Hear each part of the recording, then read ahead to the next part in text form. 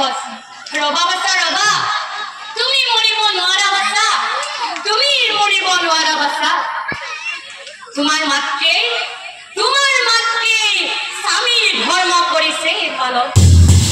আর সেই কারণে হার্থক হইলা মাতৃর জীবন আর বাসা কুকুর ভস তুমিও তোমার মাতৃর বাবে জীবন শ্রগিলা আর সেই কারণে তোমারও মহাপূর্ণ হইলা বাসা কুকুর ভস আমি তোমালোক তিনিওজনৰে কেৱল পৰীক্ষাহে চাইছিলো শুনা বাসা কুকুৰ ভস পুত্ৰই যদি সৎ গুণ সৎ কৰ্ম আৰু সৎ চৰিত্ৰৱান হৈ পিতৃ মাতৃক শ্ৰদ্ধা আৰু ভক্তি কৰে সেই পুত্ৰৰ সৰ্বমংগলময় হয় জীৱনে মৰণে সেই পুত্ৰৰ সৰ্বমংগলময় হয় জীৱনে মৰণে আৰু আমাৰ নাৰীসকলক কৈছো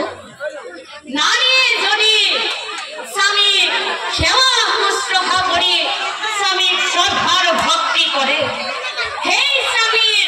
আয়ু বৃদ্ধি হয় আৰু সুসন্তান লাভ কৰে জীৱনৰ আৰু আমাৰ পুৰুষসকলক কৈছো পুৰুষে যদি নিজৰ পত্নীক সততাৰে মৰম স্নেহ কৰি সংসাৰৰ ধৰ্ম সুকলমে পাৰ কৰাই লৈ যায়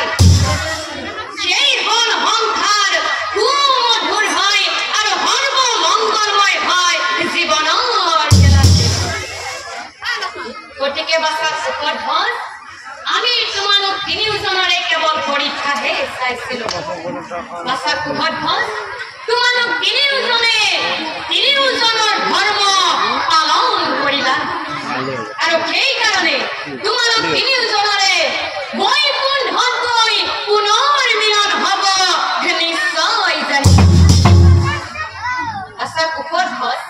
তোমাৰ মাতৃয়ে যে ইয়াত মৰি আছে তোমাৰ মাতৃ এতিয়াই জীয়াই উঠিব